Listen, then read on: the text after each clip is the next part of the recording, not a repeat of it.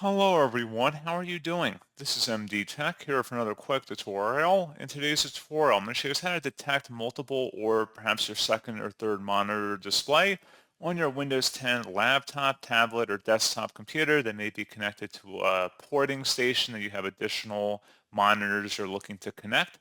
So this should hopefully be a pretty straightforward process, guys. And without further ado, let's go ahead and jump right into it.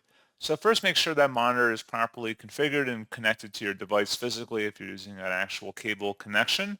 And then you want to open up the search menu and type in settings. Best result should come back with settings. Go ahead and open that up.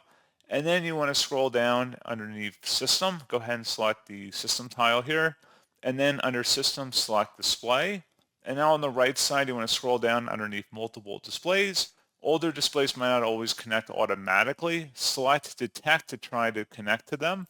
Select detect here, and then give it a moment, and then your second or third monitor should appear. It should become immediately available and visible for you to use. And that's pretty much it.